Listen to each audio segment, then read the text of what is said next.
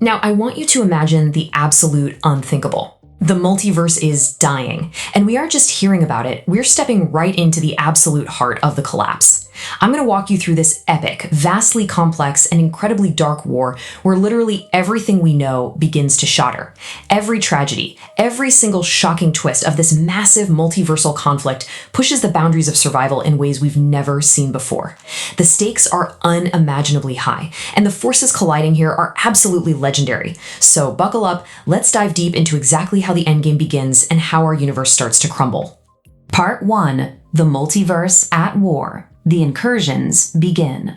Okay, let's jump right into it without wasting a single second. We open on a visceral, desperate, incredibly chaotic fight for survival. Let me paint this picture for you. The X-Men are being pushed to their absolute limits, fighting a brutal, bloody war during these devastating multiversal incursions.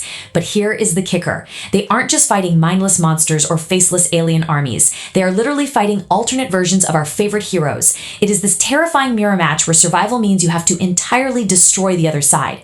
The absolute chaos of this opening scene immediately establishes a terrifying new rule. The laws of the universe have completely collapsed, and absolutely no reality is safe from the impending doom. To really understand how dire this is, we have to look at the brutal survival tactic the X-Men are actively employing. It sets an incredibly dark tone for everything that follows. They're in possession of a devastating bomb. And I don't mean something that takes out a city or even a continent. I'm talking about a weapon capable of entirely destroying rival planets. Just let that sink in for a second. To defend their own world, they are forced to completely wipe out others. And they aren't alone in making these impossible choices. Variants from across the multiverse are here. We're talking heroes from the Sam Raimi Spider-Man universe, Deadpool, and Wolverine, all fighting shoulder to shoulder. They are doing whatever it takes, no matter how dark, to keep their reality from collapsing into nothingness. Now, I need to slow down here for a moment because the emotional weight of these early casualties is just staggering. This threat takes absolutely no prisoners. You don't walk away from this war with just a few scratches. In this horrifying defense of their world, legendary, heavy-hitting mutants actually fall. Iceman, Colossus, and even Jean Grey are violently killed in the chaos. This proves right out of the gate that plot armor, it's completely gone. The stakes are ultimate, the danger is entirely inescapable, and the losses are permanent and deeply, deeply painful. Part 2. Heroes of Earth Assemble. The Gathering Storm. Back on Earth 616, the quiet tension starts to build with a heavy dose of nostalgia. We witness the final scene of Endgame, Tony Stark's beautiful, tragic funeral, but from a completely new revealing perspective. The narrative then immediately shifts to Steve Rogers in Scotland, right before he goes back in time. We see him having a deeply profound conversation about the heavy, dangerous consequences of time travel and living in the past. He's sharing this immense burden with a single man who actually knows his secret plan. Meanwhile, over in the present day, Sam Wilson is leading a training session at his home, and the Thunderbolts are out dealing with local thieves, but they are unexpectedly intercepted by Val. She brings them all straight to Avengers Tower to deliver a dire, terrifying warning about an unprecedented threat coming from the stars. So the big question is, who can possibly stop the end of everything? To combat this impending doom, a massive assembly of minds and muscle comes together. Val gets the Earthbound heroes organized. But listen, the scale of this problem requires genuine multiversal genius. This leads Dr. Doom, Steve Rogers, and the Fantastic Four, who have actually been safely residing on their ship, to travel directly to Wakanda. They are actively seeking out a mastermind, someone who can help them truly understand and potentially stop these incursions before it's too late. This crucial, desperate summit even brings Namor out of the depths. Shuri specifically requests his help, officially bringing the incredibly powerful ruler of Telecon right into the middle of this desperate fold. But the true terror of this moment hits us through Thor's daughter, Love. You have to remember, as the living embodiment of eternity, she isn't just taking a wild guess at what's coming. She is literally feeling the death of the universe permeate through reality itself. She's suffering from horrific, agonizing nightmares. We're talking visions of Dr. Doom and the absolute total collapse of the multiverse. She explicitly warns Thor that a massive threat is arriving, chillingly telling him she sees everyone dying. The sheer terror of a cosmic entity experiencing these kinds of nightmares makes Thor incredibly concerned, prompting him to rush back to Earth immediately to join the fight. Part 3. Journey into the Unknown. The Fracture. As Thor rushes to New Asgard to meet Valkyrie and then speeds straight over to Wakanda to join up with the rest of the heroes, this massive, unprecedented roster of characters comes to a terrifying realization. Sticking together in one place means they will absolutely fail. To tackle a multiversal collapse, you need a multiversal strategy. So they divide into 3 distinct, highly specialized teams. It's like a massive chess game. One team heads to the Fantastic Four's universe, another team flies straight into the war-torn X-Men universe, and the final team is destined for the Time Variance Authority, the TVA itself. This strategic division perfectly sets the stage for massive tension and intense danger across multiple reality fronts simultaneously. Now, sheer paranoia is gripping the multiverse right now. Imagine arriving in a new reality, and the very second the hero spaceship touches down in the mutant universe, there is absolutely zero time for diplomacy or explanations. Bamf. Nightcrawler suddenly teleports directly onto the hero ship. He doesn't pause, he doesn't ask questions, he just brutally initiates an ambush. And from his perspective, you kind of get it. The X-Men have been fighting tooth and nail for their lives against alternate heroes, so to them, this new ship is just another incursion threat that needs to be eliminated immediately. What follows is a rapid-fire sequence of incredible, beautifully chaotic fights. We get these insane matchups that we could previously only dream of seeing. Yelena goes head-to-head in a lethal dance with a shape-shifting Mystique. Shang-Chi engages in an absolutely fierce kinetic martial arts battle with Gambit. But the real standout moment here is Cyclops just absolutely destroying Sam Wilson. Sam takes a massive, brutal beating from Cyclops' optic blasts before the heroes finally manage to communicate and clear up this catastrophic misunderstanding. And all the while this madness is happening, a severely sick Monica Rambeau watches on. Her body is completely failing her due to the immense, crushing strain of being trapped in an alternate universe for far too long. Part 4.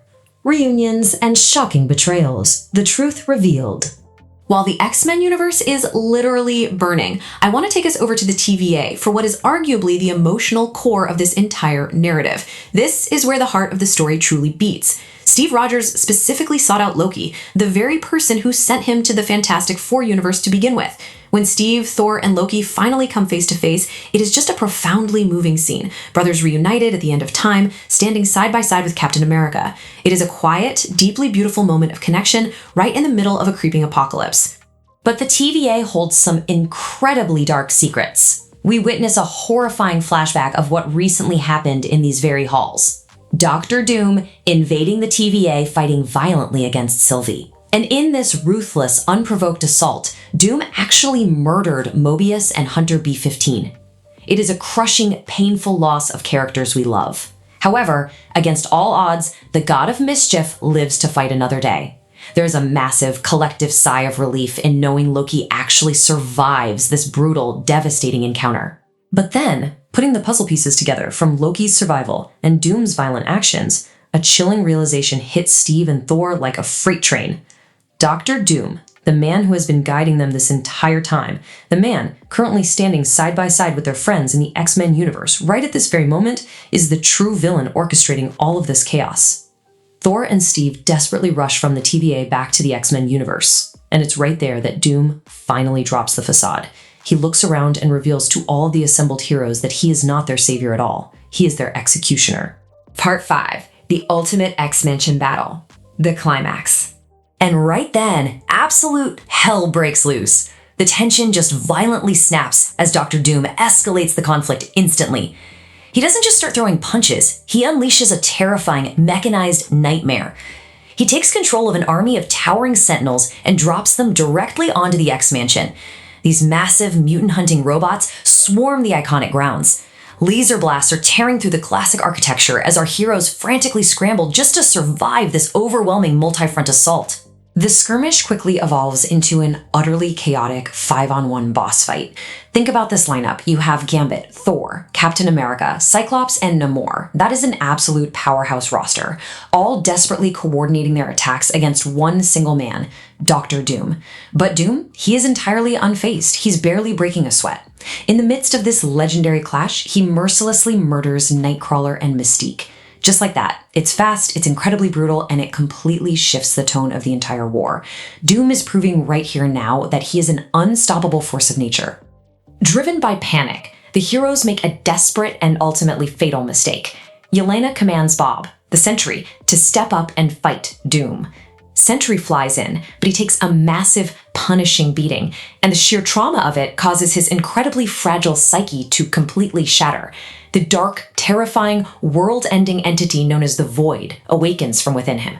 And here's the tragedy. The Void doesn't target Doom. It violently turns on the heroes. Professor X desperately, bravely tries to enter the Void's mind telepathically to stop him, but the Void brutally, effortlessly kills Charles Xavier. It is a horrifying, deeply tragic loss before Bob finally manages to claw back control of his own mind, leaving the battlefield mentally scarred and deeply, deeply traumatized. Part 6. Doom's True Master Plan. The Ultimate Endgame. After the dust finally settles on the burning, smoking ruins of the X-Mansion, Steve Rogers and Thor finally manage to corner Dr. Doom face to face. And it's in this quiet, chilling moment that Doom's true, terrifying roadmap is revealed. You see, he never cared about saving these specific universes. That was a lie. His plan requires raw, unimaginable, cosmic power. He intends to kidnap Franklin Richards, the incredibly powerful son of Reed and Sue, directly from the Fantastic Four's ship. To pull this off, Doom ruthlessly corrupts their beloved robotic guardian, ERBI, twisting the robot into his own personal servant. Doom's ultimate endgame is to use Franklin's reality warping abilities to forcibly forge a brand new reality out of the ashes of the dying multiverse. Having revealed his hand, Doom simply opens a portal to escape.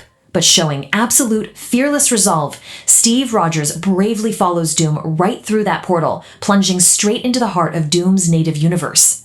Steve arrives in a dark, imposing, terrifyingly gothic Latverian castle. And let me tell you, this isn't some empty, abandoned fortress. The halls are crawling with Doom's loyal servants, an entire coven of witch-like figures draped in dark robes, their magic crackling, completely ready to violently defend their master against any intruders. As Steve firmly grips his shield, preparing to face these completely impossible odds alone, the ultimate, terrifying truth of Doom's alliance is finally shockingly revealed.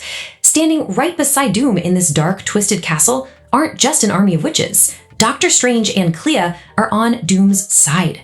That's right, the Sorceress Supreme and Clea are actively, willingly working with the very man who is trying to collapse reality itself. The multiverse's greatest magical defenders have inexplicably aligned themselves with its absolute greatest threat.